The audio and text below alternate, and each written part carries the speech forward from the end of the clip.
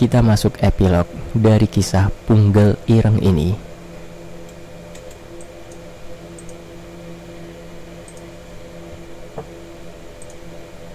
"24 tahun yang lalu, garis kemiskinan mengikat erat sebuah hubungan asmara sepasang kekasih. Restu pernikahan Sari Puspa, gadis teramat cantik itu, sudah didapatkannya dari abah dan emaknya ketika sudah menerima Artasoma sebagai suaminya kelak ketika menikah. Artasoma adalah pegawai pencari kayu di hutan Leweng Larang Tulah. Hal itu tidak menjadikan masalah besar, namun ketidakpantasan mempersunting Sari Puspa menjadi tembok penghalang cukup besar untuk Artasoma. Sari Puspa mendengar cerita legendaris dari tempat suaminya mencari kayu, hingga ia menyebutkan nama Ki Julhamdi yang berada di ujung lawang tinggal di sebuah gubuk. Apa kita yakin, Sari? Kenapa tidak, kan? Lagian pernikahan kita butuh biaya. Kita tanggung sama-sama ya, apapun resikonya, Sari. Setuju? Aku yang ingin, Kang." Sejak Artasoma sering berkunjung ke gubuk tua dan berjumpa dengan Ki Julhamdi, akhirnya sepasang kekasih yang dimabuk asmara itu setuju melakukan pernikahan di gubuk. "Punggel Ireng ini, Sari, kamu tidak boleh mengandung anak dari aku." "Apapun, Kang, yang terpenting hinaan dan cacian kemiskinan tidak mengenal kita lagi. Kita balaskan rasa sakit hati kepada mereka."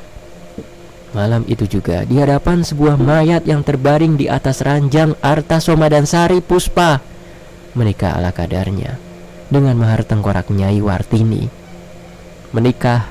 Menikahnya di depan mayat yang terbaring.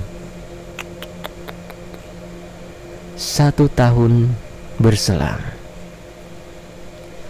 Di balik kekayaan yang Artasoma dan Sari Puspa bergelimang harta, takdir membawa tubuh ramping dan molek Sari Puspa mengandung setelah sering disetubuhi Ki Julhamdi sebagai syarat agar usaha Artasoma melesat. Namun ketika akan digugurkan, Artasoma menolak agar kelak anaknya itu bisa melanjutkan apa yang sudah mereka berdua mulai. Namun naas, kehamilan Sari Puspa membawa bencana ketika ia diasingkan ke rumah gubuk, karena Artasoma harus mencari perawan lain yang harus ia nikahi agar ritual Punggel Ireng terus berlangsung, dengan membunuh dan dijadikan tumbal yang tak pernah berhenti dari pernikahan selanjutnya. Sari Puspa hanya bisa hidup dengan penyesalan ketika bayi laki-laki yang lahir diberi nama Iman Supata, yang berarti Supata memiliki arti sumpah dan kutukan. Dari nama anaknya itu, Artasoma bersumpah kepada iblis akan terus memberikan tumbal istri dari pernikahan Punggel Ireng dan akan memberikan kutukan kematian kepada siapapun yang menghalangi ritualnya. Namun garis takdir pencipta tidak mengabulkan sumpah dan kutukan untuk Artasoma, melainkan ritual Punggel Ireng itu lenyap di tangan anak lelaki yang tak pernah diharapkannya hidup di dunia. Tamat. Demikianlah sebuah kisah